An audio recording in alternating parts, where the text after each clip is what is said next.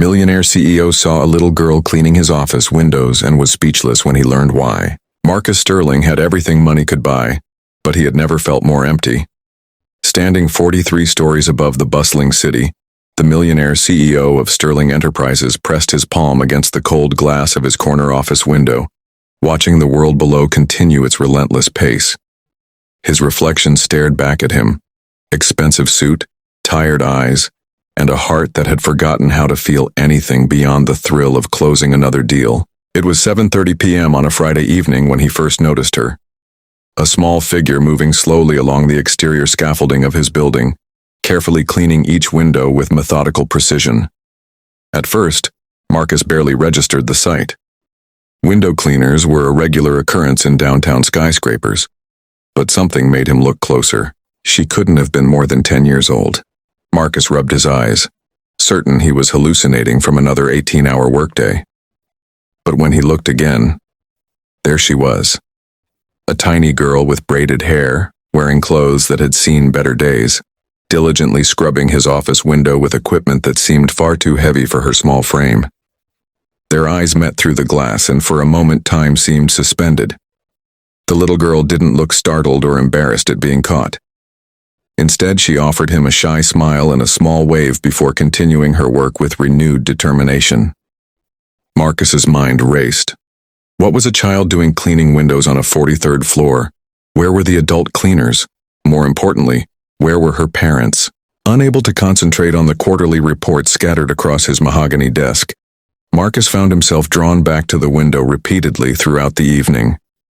Each time, the girl was still there, working with a focus and dedication that put most of his employees to shame. The next morning, Marcus arrived at his office earlier than usual, hoping to catch sight of the mysterious child again.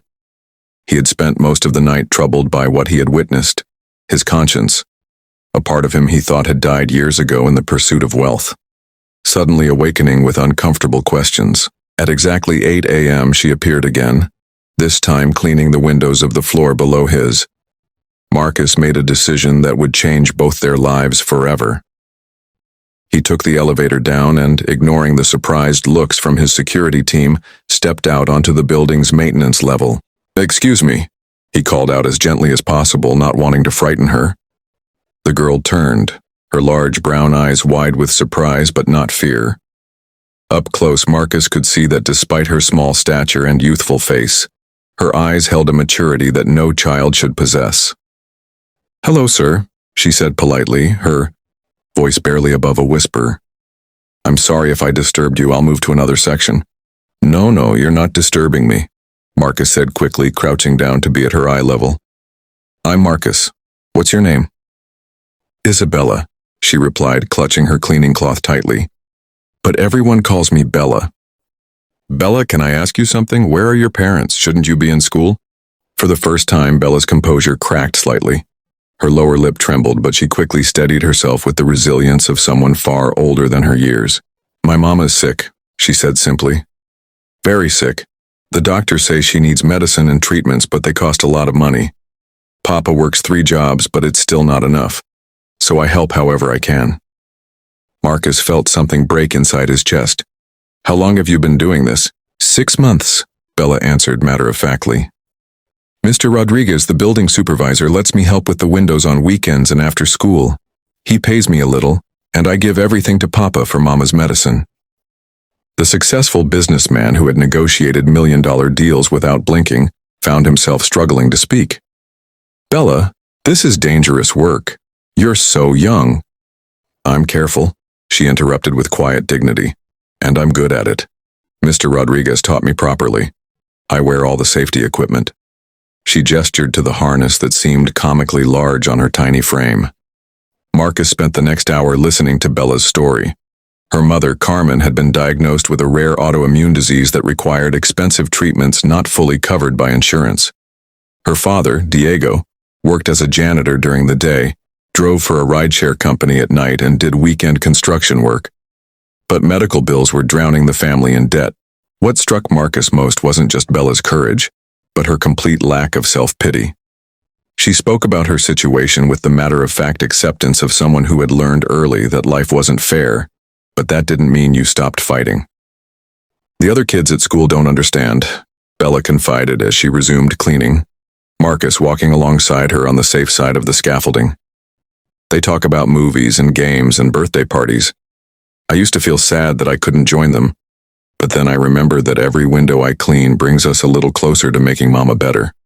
That makes me happy. For the first time in decades, Marcus felt tears threatening to spill from his eyes.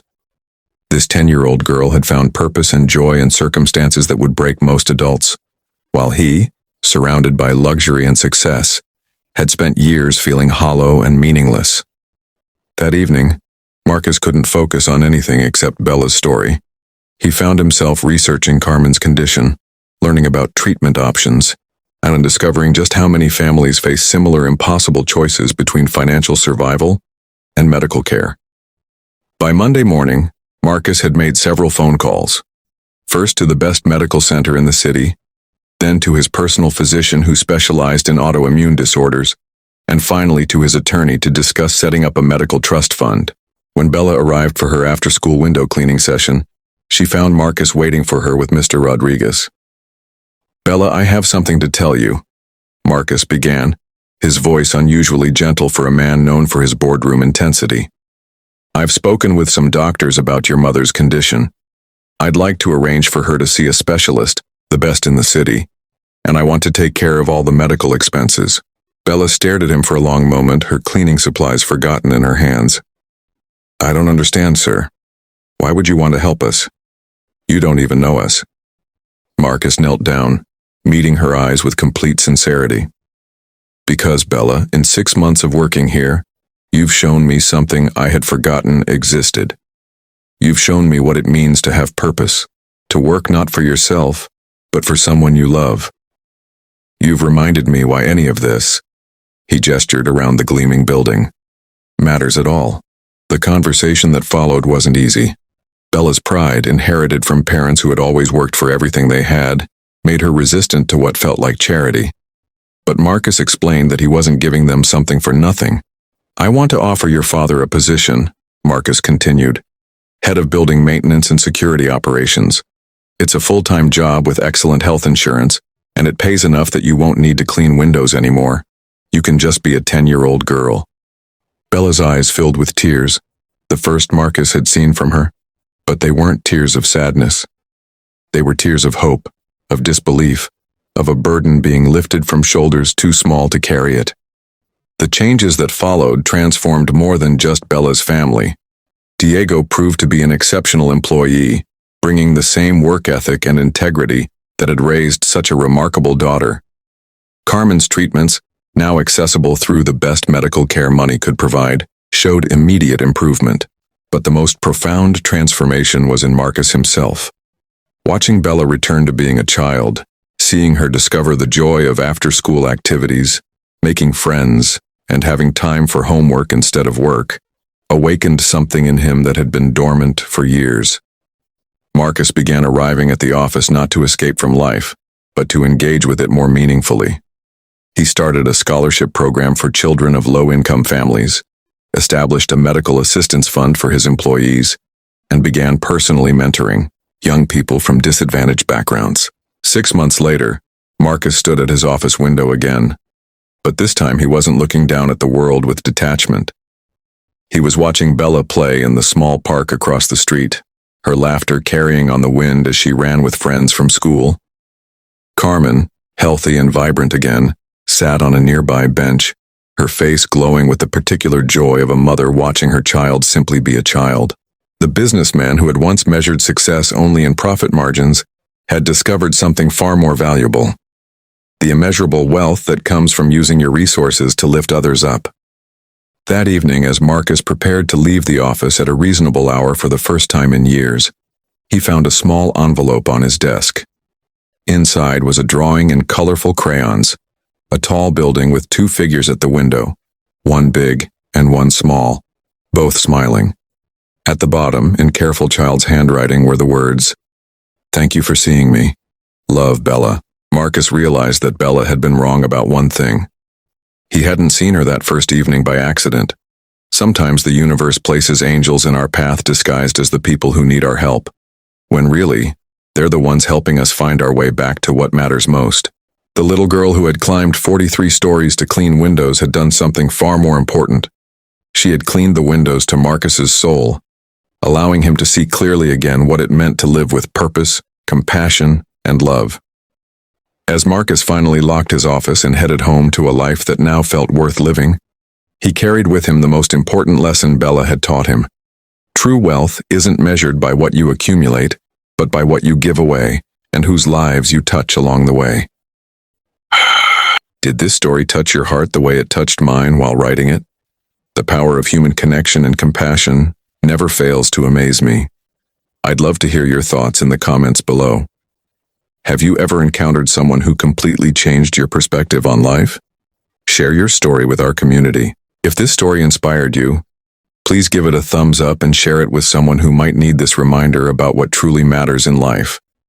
And don't forget to subscribe to Trillionaire in Love for more heartwarming stories that celebrate the incredible power of love, kindness, and human connection. Hit that notification bell so you never miss a story that might just change your day, or maybe even your life. Thank you for watching, and remember, sometimes the smallest acts of courage can create the biggest changes in the world.